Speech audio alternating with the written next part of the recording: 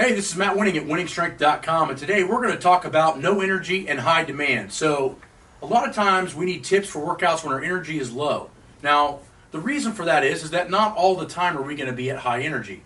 So I'm going to show you some tips over the last 20 years that's helped me create immense and elite workouts coming in feeling like I'm completely drained.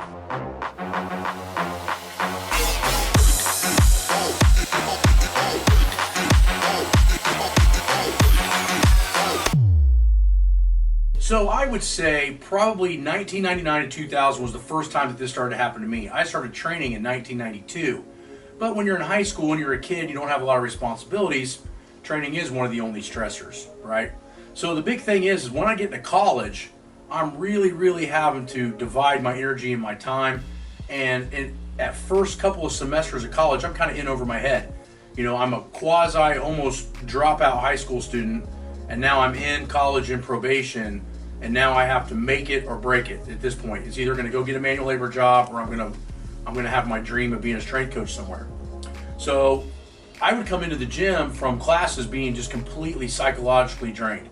The English classes were kicking my ass. The chemistry classes were kicking my ass. I was just completely zombified.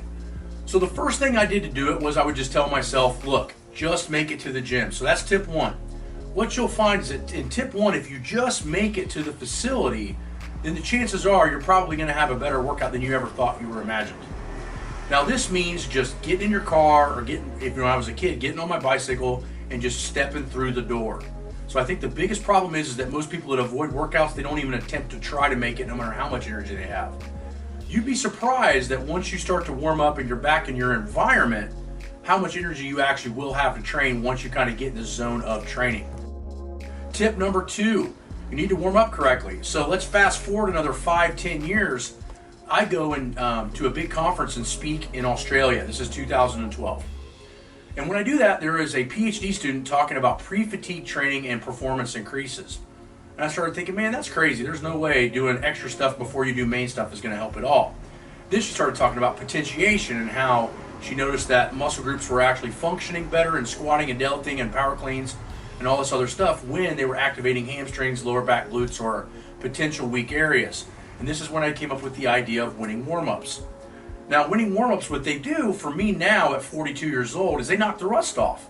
Meaning when I walk in and I'm having a bad day or my energy's low, once I do a couple rounds of 25 on the belt squat and a couple rounds of 25 on hamstring curls, it's almost like my body just gives up that negative energy and starts positive energy. So what I have found is that the winning warm-ups really dial me in to get me ready to do something heavy or something fast. Now, a lot of times people that don't adapt to this type of training, the first thing they see when they walk into the gym is the most intensive thing they're going to do. Now, the problem with that is if you're highly motivated to train that day, it's probably an advantage. If you're low motivated to train that day or you've been training for 15, 20 years straight, you're going to start having anxiety on that. Because why? Well, you probably hit big numbers in the past and you expect those numbers to be there all the time.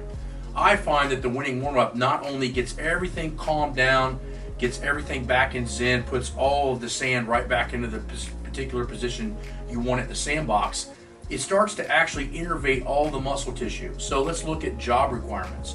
So if I'm sitting down at a desk or I'm working construction, the chances are my lower back or my hamstrings or my glutes are deactivated or turned off. So if we function or turn on or potentiate those muscle groups before we actually lift, not only are our motor patterns going to be better, but we're going to do things safer with less injury. So the point is that winning warm-ups are huge, and that's point two.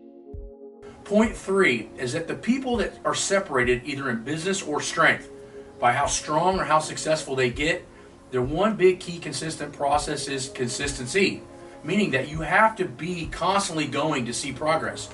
You're not always going to have 100% every time you walk into the gym.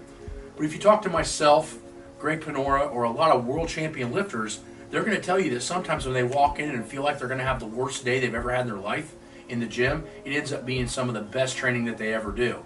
Now, that's not always going to happen, but the point is that just show up, just warm up correctly, and just make sure that you're giving it your all the time. And you will see progress and performance gains and all the things that we want to see in the gym. Problem is if you're missing one of these three areas, you're going to have a big problem with one, staying consistent, which is the third thing that we talked about, and 2, staying away from injury.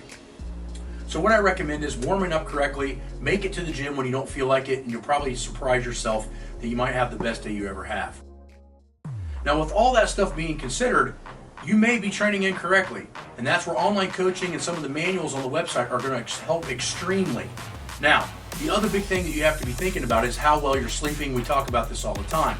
Go on the website and check out ATP Labs and look at Center Mag, and then also go to the doctor and check and make sure your hormone profile is correct. It's really hard to have a lot of energy if your testosterone levels in the shitter.